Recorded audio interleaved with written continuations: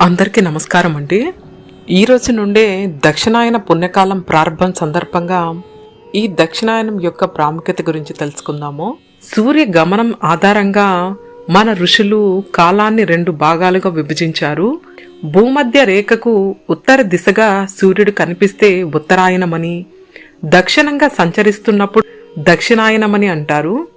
సూర్యుడు కర్కాటక రాశిలోకి ప్రవేశించగానే దక్షిణాయనం ప్రారంభమవుతుంది. ఏడాదిలో 6 నెలలు ఉత్తరాయణం ఉంటే మరో 6 నెలలు దక్షిణాయనం ఉంటుంది.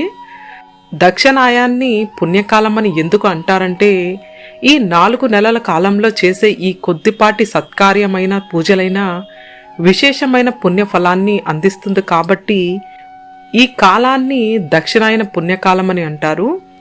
ఆధ్యాత్మికంగా చూస్తే ఉత్తరాయణ పుణ్యకాలం దేవతలకు పగులైతే దక్షిణాయన పుణ్యకాలం దేవతలకు రాత్రి సమయం. ఈ కాలంలో శ్రీ మహావిష్ణువు యోగ నిద్రలో ఉండగా దక్షిణాయన సమయంలో మానవ మనుగడకి దైవశక్తి ఎంతో అవసరమని, అందుకే ఈ కాలంలో ఉపాసకులు దేవతల శక్తిని ప్రేరేపించడానికి ఉపాసనలు చేస్తూ ఉంటారు. అందుకే ముఖ్యమైన పండగలన్నీ దక్షిణాయనంలోనే వస్తాయి.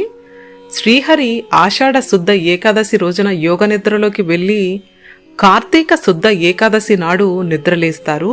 ఈ సమయంలో యోగులు మఠాధిపతులు చాతుర్మాస దీక్షను చేపట్టి దేవతల శక్తిని ప్రేరేపిస్తారు. శాస్త్రీయ పరంగా చూస్తే భూమిపై సూర్యకాంతి తగ్గే 6 నెలల కాలంలో వ్యాధులు ఎక్కువగా ప్రబలుతాయి. అందుకే ఉపాసనల పేరుతో పాటించే ఆహార నియమాలు, ఇతర ఆంక్షలు శారీరకంగా ఉత్తేజం కలిగించి మానసికంగా ప్రశాంతతను కలిగిస్తాయి. ఈ కాలంలో ప్రారంభించే బ్రహ్మచర్యం, భగవత్ ఉపాసనలు, పూజలు, వ్రతాల పేరుతో చేసే ఉపవాసాలు, పాటించే నియమాలు రోగ నిరోధక శక్తిని పెంచి ఆరోగ్యాన్ని కలిగిస్తాయి. దక్షిణాయనం పితృదేవత ఆరాధనకు ఎంతో శ్రేష్టం. ఈ కాలంలో వచ్చే మహాలయ పక్షాలు పితృతర్పణాలకు, శ్రాద్ధాలకు విశేష స్థానం ఉంది. పితృదేవతలను శ్రాద్ధ తర్పణలతో సంతృప్తి పరిస్తే వారి అనుగ్రహంతో సంతాన అభివృద్ధి కలుగుతుందని, పితృదేవతలకు శ్రాద్ధాలు సక్రమంగా నిర్వహించకపోవడంతో సంతానలేమి కూడా ఒక కారణమని పెద్దలు అంటూ ఉంటారు. బతికుండగా తల్లిదండ్రుల సేవ, మరణించాక శ్రాద్ధలు చేయడం ఎంతో ముఖ్యమని చెబుతారు.